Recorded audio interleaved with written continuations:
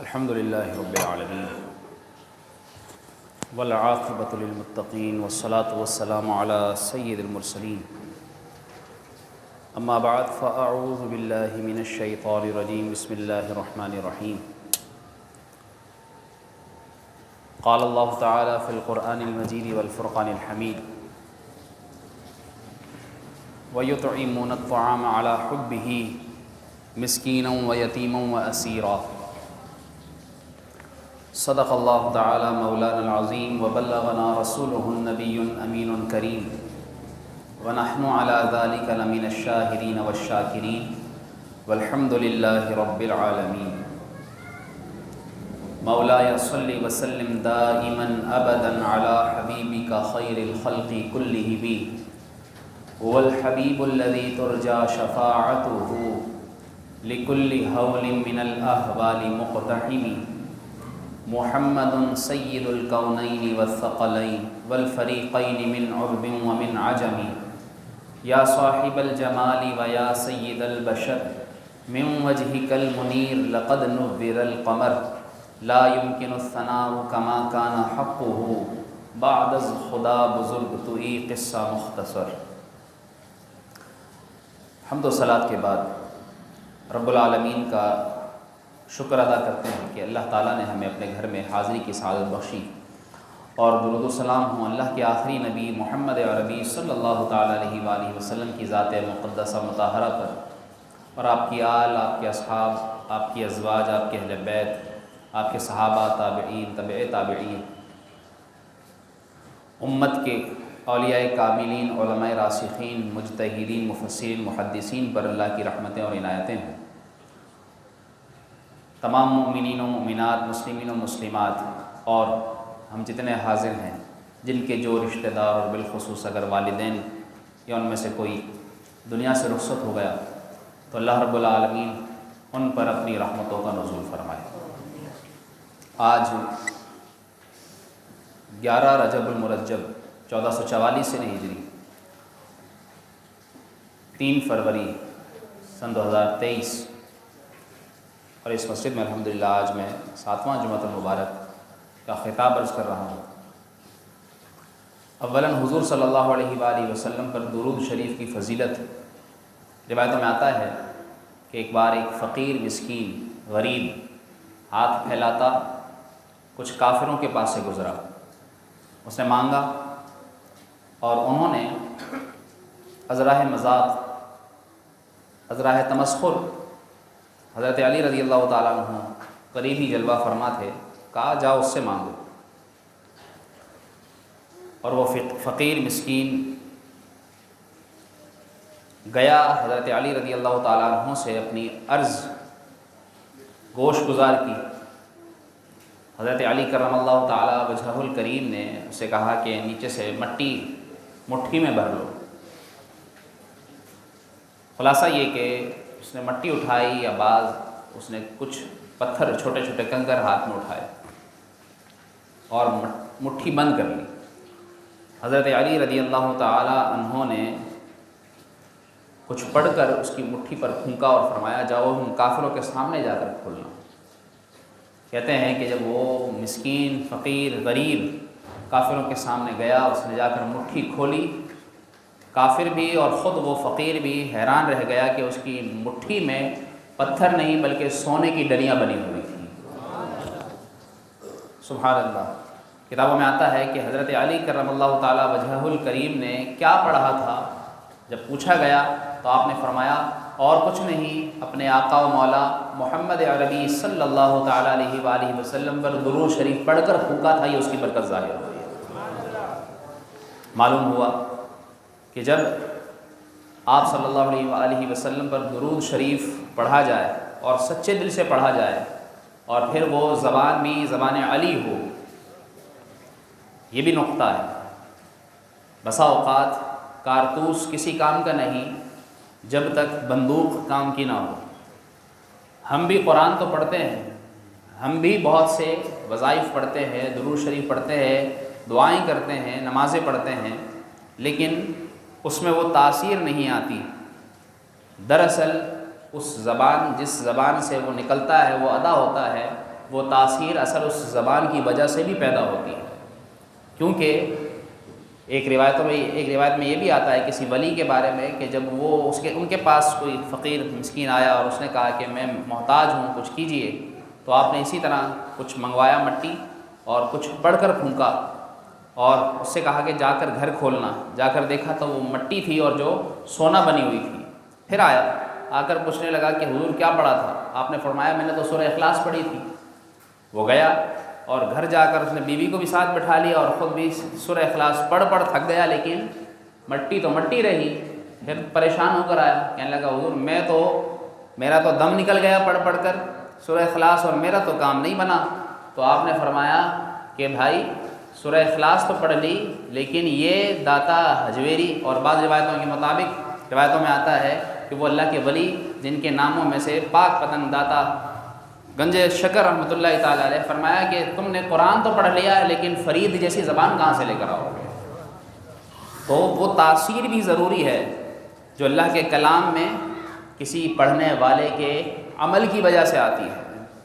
جس زبان سے جھوٹ نکلتا ہو، جس زبان سے سارا دن چغلیاں ہوتی ہوں، جس زبان سے غیبتیں ہوتی ہوں، جس زبان سے جھوٹی قسمیں کھائی جاتی ہوں، تو پھر وہ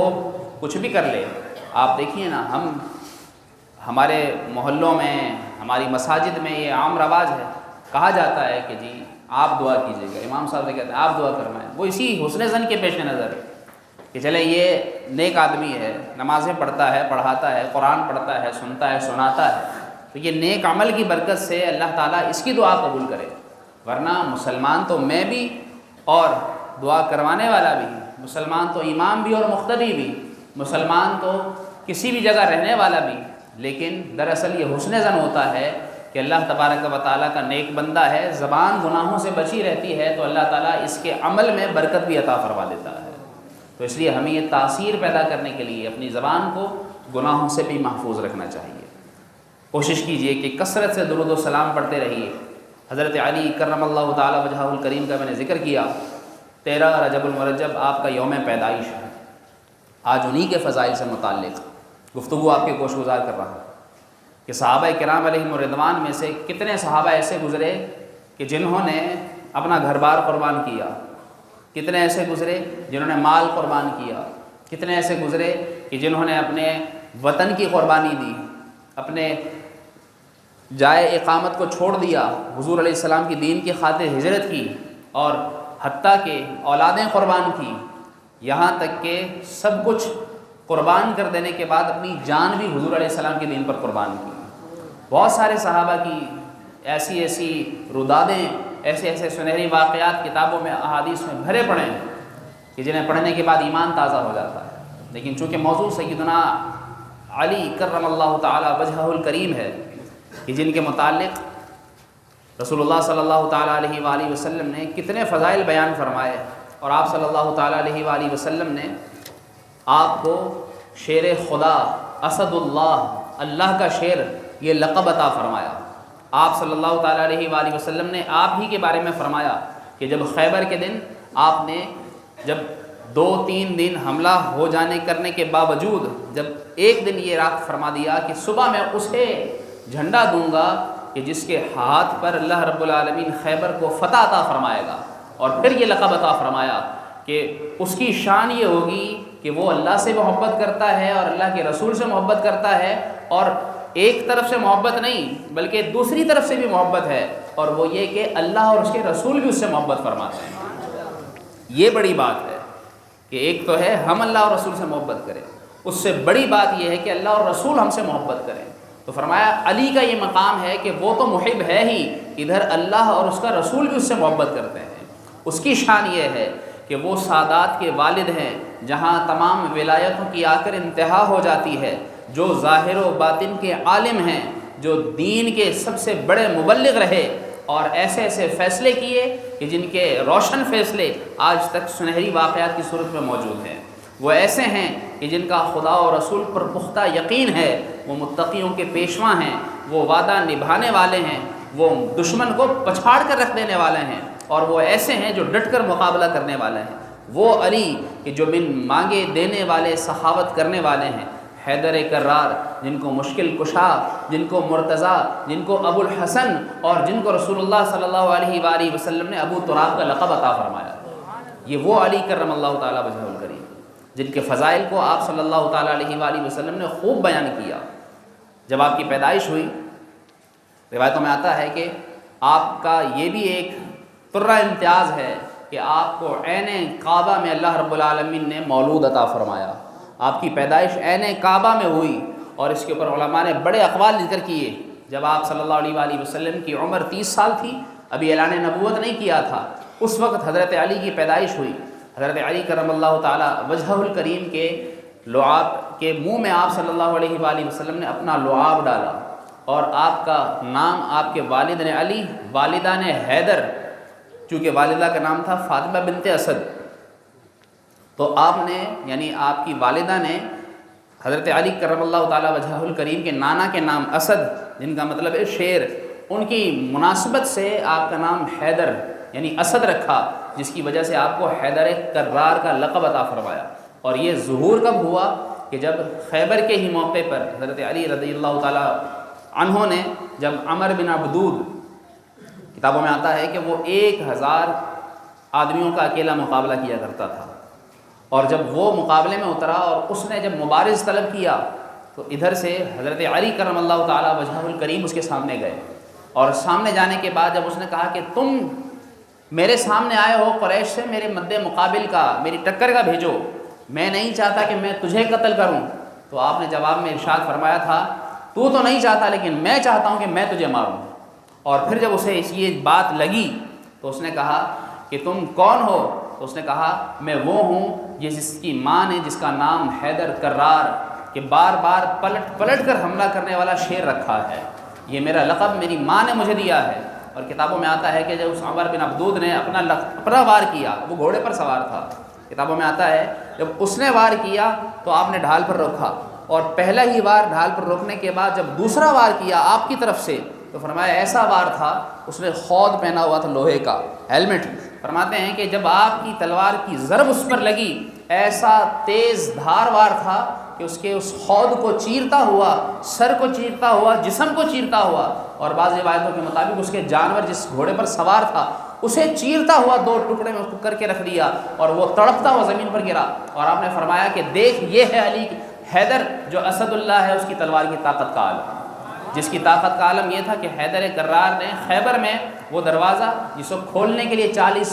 آدمیوں کی طاقت لگتی تھی، روایتوں میں آتا ہے کہ جب آپ نے وہ دروازہ اکھاڑا تھا اس کا ایک پٹ آپ نے سپر کے طور پر دھاردار تلوار ایک ہاتھ میں ہے اور ڈھال کے طور پر آپ اس کا ایک پٹ اپنے ہاتھ میں لیے اٹھائے ہوئے اور مسلمانوں کا دفاع کرتے ہوئے حیدر کرار نے فتح خیبر فرمایا تھا۔ یہ آپ کو اللہ رب العالمین نے شان عطا فرمائی۔ تو آپ کا مقام تو کیا کیا بیان کیا جائے، آپ رضی اللہ تعالی عنہ کو رسول اللہ صلی اللہ تعالی علیہ وآلہ وسلم نے، روایتوں میں آتا ہے کہ فرمایا کہ اللہ تبارک و تعالی نے ہر نبی کی اولاد کو اس کی پیٹھ، اس کی پشت میں، اس کی صلب میں رکھا ہے، لیکن اللہ نے میرے علی کو یہ شان عطا فرمائی ہے کہ مجھ محمد کی ذریت کو اللہ تبارک و تعالی نے علی کی پیٹھ میں پیدا فرمایا ہے، کہ ان کے ذریعے میری اولاد کو عام فرمایا، ان کے ذریعے میری بیٹی فاطمہ، اور پھر فاطمہ اور علی کے ذریعے دنیا کے اندر سیدوں کی اولاد اور سیدوں کی نسل کو اللہ رب العالمین نے پروان چڑھایا۔ آپ رضی اللہ تعالیٰ عنہ کے متعلق آپ نے فرمایا انت اخی فی الدنیا والآخرہ، اے علی تو ہی وہ ہے کہ جو موسیٰ کے لیے ہارون جس طرح بھائی تھے ان کے، تو میرے لیے دنیا میں بھی اور آخرت میں بھی میرا دنیا اور آخرت میں بھائی بنایا گیا ہے، تجھے اللہ نے یہ شان عطا فرمائی ہے۔ آپ ہی ہیں وہ کہ جن کی اولاد حسن و حسین کو، اور رسول اللہ صلی اللہ علیہ وسلم نے آپ ہی کی زوجہ حضرت فاطمہ الزہرا جو حضور کی بیٹی ہیں ان کو، اور پھر حضرت علی کو اپنی چادر میں لے کر فرمایا، قرآن کی آیت پڑھی انما یرید اللہ لیذھب عنکم الرجس اہل البیت۔ یہ ہے وہ 5 کہ جن کو اللہ رب العالمین نے اہل بیت قرار دیا ہے، اور ان سے اللہ نے ہر قسم کی ناپاکی کو دور فرما دیا ہے۔ یہ فضائل کیوں بیان کر رہا ہوں؟ فضائل تو اتنے ہیں پڑھتا جاؤں، اور حضرت علی کرم اللہ تعالیٰ وجہہ الکریم کے فضائل ختم نہ ہوں، دراصل ان کی محبت ہمارے دل میں آئے۔ جب کسی کی تعریف کی جاتی ہے تو اس کی محبت دل میں بڑھتی ہے، اور محبت دل میں آنے کا مقصد کہ ان کی پیروی کی جائے، ان کی اتباع کی جائے، ان کے نقش قدم پر چلا جائے، ان کی زندگی کے مطابق زندگی گزاری جائے، یہ دراصل ان کے فضائل بیان کرنے کا مقصد ہے۔ آپ کے متعلق رسول اللہ صلی اللہ تعالیٰ علیہ وآلہ وسلم نے فرمایا کہ اللہ رب العالمین نے 4 سے محبت کا حکم دیا میرے صحابہ میں سے، ان میں سے ایک مقداد، ایک ابو ذر اور ایک سلمان، اور فرمایا چوتھے علی ہیں، کیوں ان سے محبت کیا کرو۔ جو منافق ہوگا اس کے دل میں اس کی محبت نہیں ہوگی، اور جو مومن ہوگا اس کے دل میں ضرور علی کی محبت پائی جائے گی۔ جو سچا مومن بننا چاہتا ہے علی کی محبت کو دل میں بسائے۔ تو حضرت علی کرم اللہ تعالیٰ وجہہ الکریم کی محبت ہمارے دل میں آئے، اور رسول اللہ صلی اللہ علیہ وسلم نے قرآن کی جب آیت پڑھی قُل لا أسألكم علیہ اجرا الا المودۃ فی القربى، فرمایا میں یہ دین کی تبلیغ تمہارے بیچ کرنے کے بعد تم سے کچھ نہیں مانگتا، صرف یہ چاہتا ہوں کہ تم میرے قریبی رشتہ داروں سے محبت کرو۔ تمہیں چاہیے کہ مجھ سے محبت کرو، میری اولاد سے محبت کرو، اور میری اہل بیت سے محبت کرو، میرے رشتہ داروں سے محبت کرو۔ اور روایتوں میں آتا ہے خود حضرت علی رضی اللہ تعالیٰ نے فرمایا لا یحبونی الا مؤمن ولا یبغضنی الا منافق، منافق ہی مجھ سے بغض رکھے گا اور سچا مومن ہی مجھ سے محبت رکھے گا۔ تو سچا مومن بننا ہے تو حضرت علی کی محبت کو دل میں بسائیے۔ اب حضرت علی کرم اللہ تعالیٰ وجہہ الکریم کے فضائل اتنے سارے سننے کے بعد کتابوں میں یہ بھی لکھا ہے کہ رسول اللہ صلی اللہ علیہ وسلم نے فرمایا کہ جس طرح بہت سی چیزیں دیکھنا پڑھنا عبادت ہے، ان میں سے ایک عبادت یہ بھی ہے کہ کوئی کعبے کو دیکھے تو اللہ تعالیٰ اسے عبادت کا ثواب عطا فرماتا ہے، کوئی قرآن کو دیکھے تو اللہ تعالیٰ اسے عبادت کا ثواب عطا فرماتا ہے، کوئی ماں باپ کو دیکھے تو اسے اللہ تعالیٰ عبادت کا ثواب عطا فرماتا ہے۔ جی ہاں، ماں باپ کو دیکھنا بھی عبادت ہے۔ آج ماں باپ، تھوڑا سا ایک اصلاح کا نقطہ بھی ذکر کرتا چلوں کہ آج ماں باپ کو لوگ محبت سے دیکھتے بھی نہیں ہیں، ان کی خدمت کرنا تو دور کی بات، ان کی بات ماننا تو دور کی بات، ان کے ناز نخرے اٹھانا تو دور کی بات، ان کو دیکھنا بھی پسند نہیں کرتے۔ ایسے بھی آج لوگ ہیں کہ جو ماں باپ کی طرف نظر اٹھا کر بھی نہیں دیکھتے، ماں ہی دیکھتی رہتی ہے، باپ ہی بیٹے کو تکتا رہتا ہے کہ کب میرا بیٹا کب میری بیٹی مجھے محبت سے دیکھیں گے۔ افسوس ہے آج اس اولاد پر جو اپنے ماں باپ کو محبت کی نگاہ سے بھی نہ دیکھ رہا ہے، افسوس ہے اس اولاد پر کہ جو ماں باپ کو دیکھنا بھی پسند نہ کرے۔ حالانکہ آپ صلی اللہ علیہ وسلم نے فضیلت کیا بیان فرمائی؟ خوش نصیب ہیں وہ لوگ جن کے ماں باپ زندہ ہیں، یقین جانیے خوش نصیب ہیں وہ لوگ جن کے ماں باپ حیات ہیں، سائے کی صورت میں ان کے سر پر موجود ہیں، ورنہ جن کے ماں باپ چلے ان سے پوچھیں کہ محرومی کیا ہوتی ہے، باپ اور ماں کے بنا زندگی کیسی گزرتی ہے۔ جن کے ماں باپ کو اللہ نے سلامت رکھا ہے وہ اس کو اپنے لیے خزانہ سمجھیں، خزانہ اللہ کی نعمت سمجھیں۔ روایتوں میں علماء فرماتے ہیں کہ بندے کی یہ خوش نصیبی یہ بھی ہے کہ وہ جب تک اس کے ماں باپ اس کی زندگی میں موجود رہیں، جب تک اللہ تعالیٰ اسے کسی بہت بڑی مصیبت سے محفوظ رکھتا ہے۔ یہ ماں باپ کی برکت ہوتی ہے، یہ والدین کی برکت ہوتی ہے۔ تو آپ صلی اللہ علیہ وسلم نے کیا فضیلت بیان کی ہے ماں باپ کی؟ فرمایا آپ صلی اللہ علیہ وسلم نے کہ جو محبت کی نگاہ سے ماں یا باپ کی طرف نگاہ کرتا ہے اللہ تعالیٰ اسے قبول حج کا ثواب عطا فرماتا ہے۔ قبول حج کا ثواب چھوٹی بات نہیں ہے۔ مطلب یہ کہ آج کے دور میں 6، 7، 8، 10، 15 لاکھ روپے جو حج پر لگتے ہیں، اگر ایک کوئی نظر دیکھتا ہے تو اسے ایک قبول حج کا، یعنی کوئی اتنی مشقت کرے، اتنا پیسہ لگائے، پھر مشقت محنت کر کے جائے، حج کرے، چکر کاٹے، طواف کرے، سعی کرے، عمرہ کرے اور حج کرے، اور پھر کنکریاں مارے، اور پھر وہاں کی سردی گرمی برداشت کرے، صعوبتیں برداشت کرے، پھر پلٹ کر آئے، اور پھر بھی اس کے پاس گارنٹی نہیں ہے کہ اس کا حج قبول ہوا بھی یا نہیں ہوا۔ پیسہ بھی لگایا، محنت بھی کی، شب و روز وہاں پر صرف کیا، پھر بھی اس کے پاس یہ دلیل نہیں ہے کہ اس کا حج قبول ہو گیا، تو پھر فائدے میں وہ نہیں ہے جو بیٹھے بیٹھے گھر میں ماں باپ کو دیکھے اور اللہ اسے قبول حج کا ثواب عطا فرمائے۔ کتنی بڑی بات ہے۔ صحابہ نے اس کی یا رسول اللہ کیا کوئی 100 بار دیکھے؟ تو آپ نے فرمایا اللہ بڑا رحیم ہے، جو جتنی مرتبہ دیکھے گا اللہ اسے اتنی مرتبہ حج کا ثواب عطا فرمائے گا۔ تو حضرت علی رضی اللہ تعالیٰ عنہ کے متعلق آپ صلی اللہ علیہ وسلم نے فرمایا کہ جس طرح کعبے کو دیکھنا، قرآن کو دیکھنا، ماں باپ کو دیکھنا عبادت ہے، آپ نے فرمایا میرے علی کے چہرے کو دیکھنا بھی عبادت قرار دیا گیا ہے۔ کتنی بڑی بات ہے۔ علماء فرماتے ہیں اسی طرح اللہ نے علماء کے چہرے کو دیکھنا بھی عبادت میں شمار فرمایا ہے۔ اس لیے حضرت علی کرم اللہ تعالیٰ وجہہ الکریم کو اللہ تعالیٰ نے یہ شان عطا فرمائی جن کے متعلق رسول اللہ صلی اللہ علیہ وسلم نے فرمایا کہ علی یہ میرا وہ صحابی ہے کہ جس کے متعلق آپ نے فرمایا انا دار الحکمتی و علی بابوہا، فرمایا میں حکمت کا گھر ہوں اور علی اس کا دروازہ ہے۔ ایک روایت کے مطابق آپ نے فرمایا انا مدینۃ العلم و علی بابوہا، کہ میں علم کا شہر ہوں اور علی اس کا دروازہ ہے، اور جو چاہے کہ اس شہر میں داخل ہو تو اسے چاہیے کہ وہ اس علی کے دروازے سے داخل ہو۔ تبھی وہ شہر تک پہنچ سکتا ہے۔ کتابوں میں آتا ہے حضرت علی کرم اللہ تعالیٰ وجہہ الکریم کے علم کا عالم کیا تھا، یعنی ادھر رسول اللہ صلی اللہ علیہ وآلہ وسلم کے علم کا تو کیا اندازہ لگایا جائے کہ شہر کہاں اور پھر اس کا دروازہ کہاں، دروازے کے علم کا عالم کیا ہے۔ حضرت علی کرم اللہ تعالیٰ وجہہ الکریم فرماتے ہیں اللہ نے مجھے اتنا علم عطا فرمایا ہے کہ اگر میں قرآن کی سورہ فاتحہ کی تفسیر، بلکہ بعض روایات کے مطابق فرمایا کہ بسم اللہ الرحمن الرحیم، اور بعض اقوال کے مطابق آپ نے فرمایا بسم اللہ کے با پر، صرف با، حرف با پر اتنی تفسیر لکھوں کہ وہ لکھی ہوئی تفسیر اگر 70 اونٹوں پر لاد دی جائے تو وہ اونٹ بھی اسے اٹھا نہ سکیں۔ اتنی تفسیر میں اتنی تفسیر، اللہ اکبر، اتنی بڑی بات ہے یا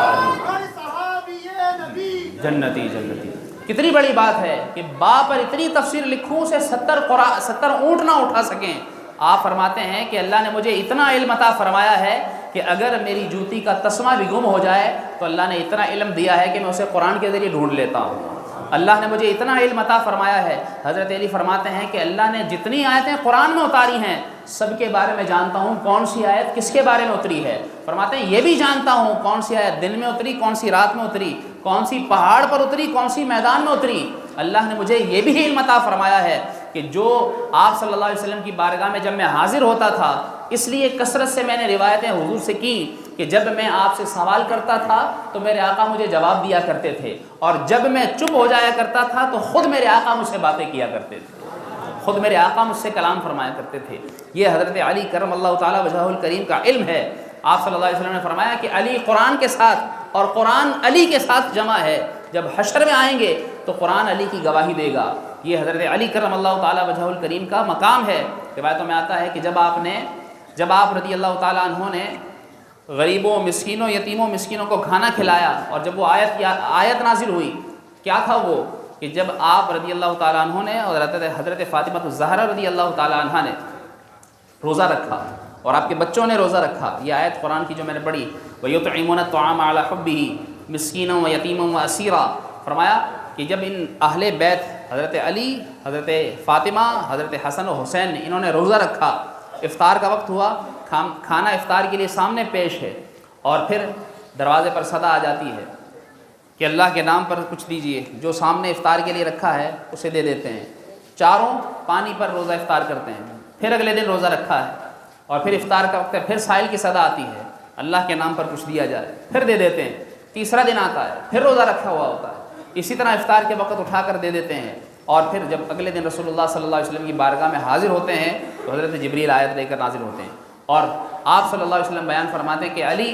تمہارے گھر کی بھی کیا شان ہے جس گھرانے کو اللہ دیکھ کر مسکراہٹ فرماتا ہے، جس کو اللہ رب العالمین دیکھ کر خوش ہوتا ہے، کہ جب ایک دن آتا ہے تو وہ یتیم کو، ایک دن آتا ہے تو مسکین کو، اور ایک دن آتا ہے تو پھر وہ اسیر قیدی کو اللہ کی محبت میں کھانا کھلاتے ہیں۔ اس لیے فرماتا ہے رب وَيُطْعِمُونَ الطَّعَامَ عَلَىٰ حُبِّهِ، یہ وہ ہیں کہ جو اللہ کی محبت میں کھانا کھلاتے ہیں، یتیما و اسیرا، مسکینا و یتیما و اسیرا، کہ وہ اللہ کی محبت میں یتیم کو بھی کھلاتے ہیں، مسکین کو بھی کھلاتے ہیں، اور قیدی کو بھی کھلاتے ہیں، اور اللہ تمہاری شان قرآن میں بیان فرما رہا ہے۔